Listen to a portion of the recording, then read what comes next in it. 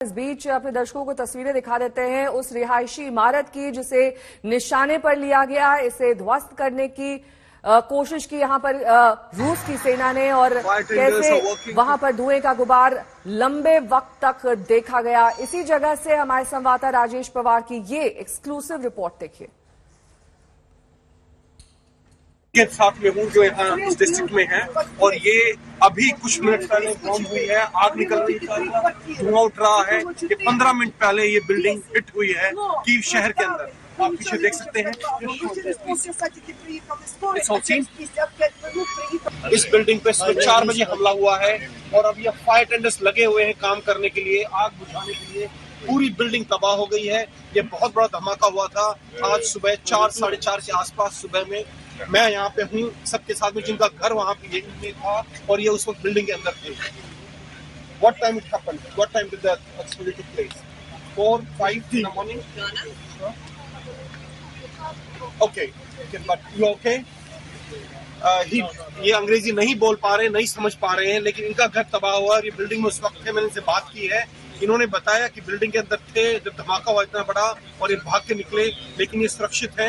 लेकिन बिल्डिंग अभी भी जल रही है, अभी भी आग की लपटें देखी जा सकती है, और ये और फायर हुए हैं, 2 और बम अपने धमाके अभी हुए हैं, शायद कीव शहर के अंदर ही हुए हैं, काफी पास में है जो इस वक्त हुए हैं। और ये पीछे अभी हमला हुआ है कुछ मिनट पहले, अभी भी आग लग रही है, देखिए अब जल रही है पूरा ब्लॉक, और पूरी ये बिल्डिंग तबाह हो चुकी है।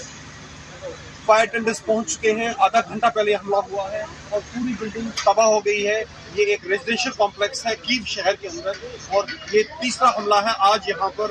पहले हमले में रोड के ऊपर पड़ा है बॉम्ब, जिससे इतने घर तबाह नहीं हुए, लेकिन ये सीधा इस रेजिडेंशियल ब्लॉक को निशाना बनाया है और इसको तबाह किया है।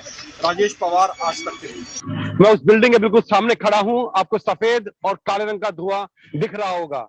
ये फायर टेंडर्स काम कर रहे हैं, पिछले 3 घंटे से आग बुझाने की कोशिश कर रहे हैं, जो अभी तक इनके काबू में नहीं आई है। पूरा अपार्टमेंट ब्लॉक, जिसमें लगभग 200 से 250 अपार्टमेंट्स हैं, वो पूरी तरह से तबाह हो गया है और खाक हो गया है। ये आप देख सकते हैं मेरे पीछे इसको। उस शख्स की जो है एक धमाका भी सुना भी है, ये धमाके बहुत नजदीक हो रहे हैं। अभी ये बम ब्लास्ट जो है अब कीव शहर के अंदर हो रहे हैं, जो अभी धमाका, अगर आप सुन पाए हो इसको तो मैंने एक आदमी से बात की थी जो इसमें रह रहा था, उस वक्त दूसरे फ्लोर पे था वो, और ये जो मिसाइल है इसने बिल्डिंग के बिल्कुल सेंटर में हिट किया है, तो वो हताहत नहीं हुआ, उसको किसी प्रकार का जख्म नहीं आए हैं, लेकिन वो बच गया। लेकिन वो उस वक्त इसमें था जिस वक्त मिसाइल ने हिट किया। सुबह 5 बजे 2 इकट्ठे ब्लास्ट हुए थे, बहुत बड़े, और इन्हीं को सुन के सुबह जो है मेरी नींद खुली थी। सिर्फ 3 किलोमीटर दूर ये हुए थे, बहुत तेज धमाके थे, और उनमें से एक धमाका ये था। दूसरा धमाका जो मैं अभी देख के आ रहा हूँ, वो बॉम्ब रोड के बिल्कुल बीचों बीच गिरा है, काफी बड़ा वो गड्ढा हो गया है, लेकिन उसने किसी बिल्डिंग को हिट नहीं किया। यहाँ ये बिल्डिंग हिट हुई है, जिसमें काफी नुकसान हुआ है, पूरी तरह से तबाह हो गई है। ये एक बहुत बड़ा चेंज आया है।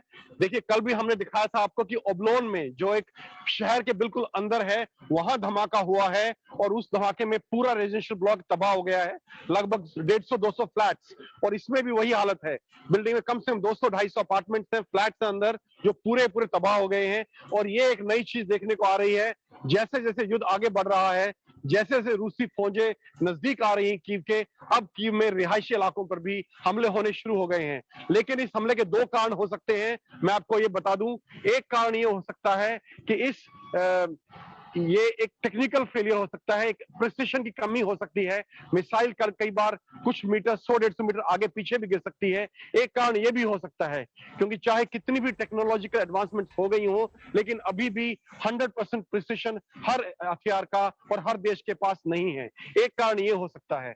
दूसरा कारण जो मुझे दिखता है वो हो सकता है कि उनको कोई इंटेलिजेंस मिली हो, इस बिल्डिंग के अंदर फौज, मिलिशिया या फॉरेन फाइटर्स, इस तरह के कोई एलिमेंट्स हाउस किए गए हैं, उनको रहने की जगह दी गई है, और ये कारण हो सकता है कि उन्होंने स्पेसिफिकली इस बिल्डिंग को हिट किया है, या ये कोई भी रैंडम फायरिंग हो सकती है। इन तीनों में से कोई भी एक कारण इसका हो सकता है।